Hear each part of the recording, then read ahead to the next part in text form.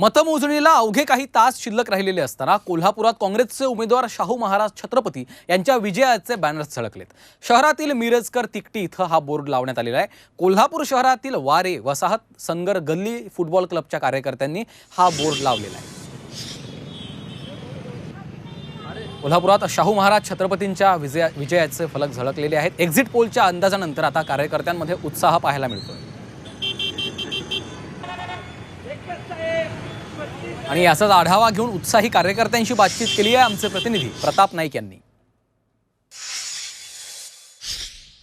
मतमोजणीला अवघे काही तास शिल्लक राहिले असताना कोल्हापुरात मिरजकर तिकटी इथं आपण पाहू शकतोय काँग्रेसचे उमेदवार शाहू महाराज यांचा खासदार असा उल्लेख करत या ठिकाणी बोर्ड लावण्यात आलेला आहे। कोल्हापूरचा राजा आदरणीय शाहू महाराज छत्रपती खासदार अशा प्रकारचा बोर्डमध्ये उल्लेख करण्यात आलेला आहे। एकूणच आपण पाहतो की ज्यांनी हा बोर्ड लावलेला आहे ते कार्यकर्ते आपल्यासोबत आहेत, त्यांच्याशी आपण बोलूयात। मला सांगा की हा बोर्ड लावला, विजयाची खात्री आहे तुम्हाला म्हणून बोर्ड लावला? विजयाची खात्री म्हणजे 101 नव्हे 140% खात्री आहे आम्हाला। ज्यावेळेस शाहू महाराजांचं नाव डिक्लेअर झालं त्यावेळेस त्यांचा विजय झालाय।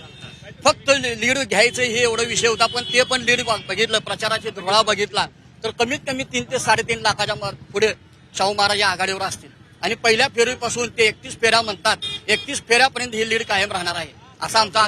पहिल्या फेरीपासून 31 फेरीपर्यंत लीड कायम राहील अशा प्रकारचा विश्वास व्यक्त केला जातोय। उद्या मतमोजणीपर्यंत तुम्ही थांबू शकला नाही, एवढी उत्सुकता?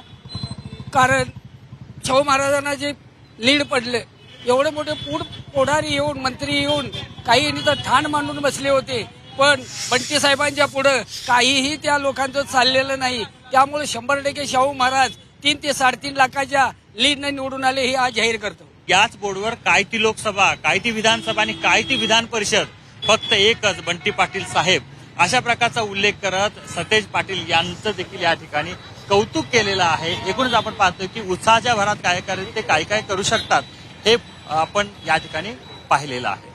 कॅमेरामन मुतुंचा प्रताप नाईक, झी मीडिया, कोल्हापूर।